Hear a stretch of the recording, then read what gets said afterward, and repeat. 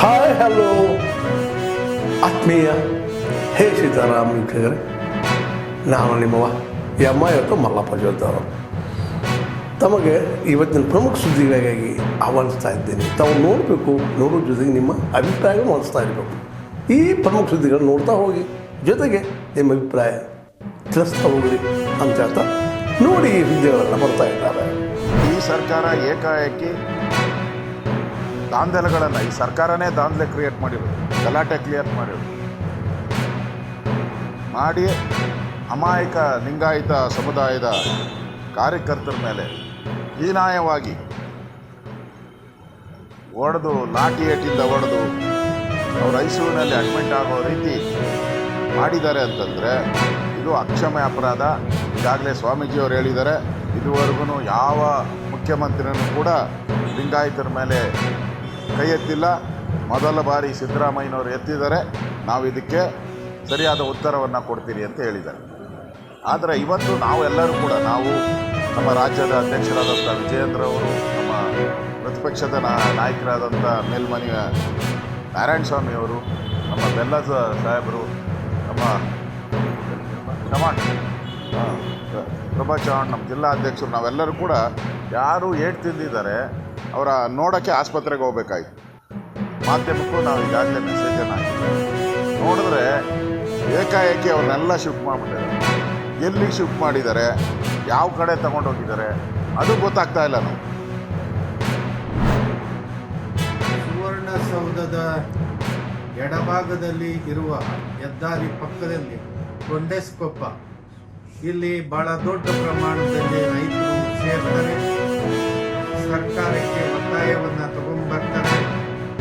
ಆ ನಂತರ ಸುವರ್ಣಸೌಧ ಮುತ್ತಿಗೆ ಕಾರ್ಯಕ್ರಮಕ್ಕೆ ಸನ್ನದ್ಧರಾಗಿ ಬಂದಿರ್ತಾರೆ. ಈ ಸುದ್ದಿಯನ್ನು ತಾವೆಲ್ಲರೂ ಕೂಡ ಮಾಡಬೇಕಾಗಿ ತಮ್ಮಲ್ಲಿ ಮನವಿಯನ್ನು ಮಾಡ್ತಾ ಇದ್ದೀನಿ. ಆ ಕಾರಣಕ್ಕೆ ತಾವೆಲ್ಲ ವರದಿಗಾರರು ಮತ್ತು ವಿದ್ಯುನ್ಮಾನ ಮತ್ತು ಛಾಯಾಗ್ರಾಹಕರು ಎಲ್ಲರೂ ಕೂಡ ತಾವು ಬಂದು ಶುದ್ಧ ವರದಿಯನ್ನು ನಾಡಿನ ಜನತೆಗೆ ತಿಳಿಸಬೇಕು ಅಂತ ಹೇಳಿ, ವಿಶೇಷವಾಗಿ ಈ ಪ್ರದೇಶದ ಕಬ್ಬು ಬೆಳೆಗಾರರ ಹಿತದೃಷ್ಟಿಯಿಂದ ಕಬ್ಬಿನ ಅನೇಕ ಒತ್ತಾಯಗಳು ಕೂಡ ಸೇರಿರ್ತವೆ. ಇದನ್ನು ವಿಶೇಷವಾಗಿ ಮುಖ್ಯ ಅತಿಥಿಯಾಗಿ ಮಹಾರಾಷ್ಟ್ರದ ಮಾಜಿ ಸಂಸದ ರಾಜು ಶೆಟ್ಟಿಯವರು ಕೂಡ ಈ ಕಾರ್ಯಕ್ರಮದಲ್ಲಿ ಭಾಗವಹಿಸ್ತಾರೆ.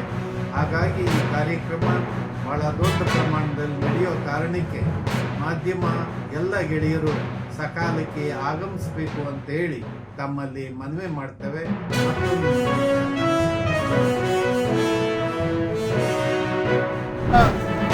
ನಡವಳಿಕೆ ಬಹಳ ಅಧಿಕಾರದ ಧರ್ಮದಿಂದ ಮೆರೀತಾ ಇದ್ದಾರೆ ಅಂತ ಹೇಳಿದ್ದು ರಾಜ್ಯದ ಪ್ರತಿಯೊಬ್ಬರು ಕೂಡ ಮಾತನಾಡ್ತಾ ಇದ್ದಾರೆ. ಮೊನ್ನೆ ದಿನ ಪಂಚಮಸಾಲಿ ಸಮಾಜ ಮೀಸಲಾತಿಯ ಬಗ್ಗೆ ಹೋರಾಟವನ್ನು ಕೈಗೆತ್ತಿಕೊಂಡಾಗ ಏನ್ ದಾಳಿಯಾಗಿತ್ತು ಮುಖ್ಯಮಂತ್ರಿಗಳಿಗೆ? ಹತ್ಯೆಯಲ್ಲಿ ಸ್ವಾಮೀಜಿಗಳು, ರೈತಾಪಿ ವರ್ಗದವರು ಧರಣಿ ಮಾಡ್ತಾ ಇದ್ರು. ಅಲ್ಲೇ ಹೋಗಿ ಅವರ ಅಹವಾಲನ್ನು ಸ್ವೀಕಾರ ಮಾಡ್ಬೋದಾಯಿತು. ಅದು ಮುಖ್ಯಮಂತ್ರಿಗಳು ಮನಸ್ಸು ಮಾಡಲಿಲ್ಲ. ಇಲ್ಲೇ ಸುವರ್ಣಸೌಧದಲ್ಲಿದ್ದರೂ ಸಹ ಅಲ್ಲಿ ಜಯಮೃತ್ಯುಂಜಯ ಸ್ವಾಮಿಯವ್ರನ್ನ ಹೋಗಿ ಭೇಟಿ ಮಾಡ್ತಕ್ಕಂಥ ಒಂದು ವ್ಯವಧಾನ ಮುಖ್ಯಮಂತ್ರಿಗಳಿಗೆ ಬರಲಿಲ್ಲ. ಅದರ ಬದಲಾಗಿ ಇವತ್ತು ಅಮಾಯಕರ ಮೇಲೆ ಲಾಠಿ ಚಾರ್ಜ್ ಅನ್ನು ಮಾಡೋದಕ್ಕೆ ಆದೇಶ ಮಾಡಿ, ಯಾವ ಚೆನ್ನಮ್ಮ ನಾಡಿನಲ್ಲಿ ಇವತ್ತು ರಕ್ತ ಹರಿಸ್ತಕ್ಕಂಥ ಕೆಲಸ ಆಗಿದೆ, ಇದು ಖಂಡಿತ ಇದು ಅಕ್ಷಮ್ಯ ಅಪರಾಧ. ರಾಜ್ಯದ ಮುಖ್ಯಮಂತ್ರಿಗಳನ್ನ ಆಗ್ರಹವನ್ನು ಮಾಡ್ತಾ ಇದ್ದೇವೆ. ಇವತ್ತು ಯಾವ ಕಾರಣಕ್ಕಾಗಿ ಲಾಠಿ ಚಾರ್ಜ್ ಅನ್ನು ಮಾಡಿಸಿದ್ದೇವೆ ಕಾಂಗ್ರೆಸ್ ಸರ್ಕಾರ, ಅದಕ್ಕೆ ಉತ್ತರವನ್ನು ಕೂಡ ನಾವು ಪಡಿತೇವೆ.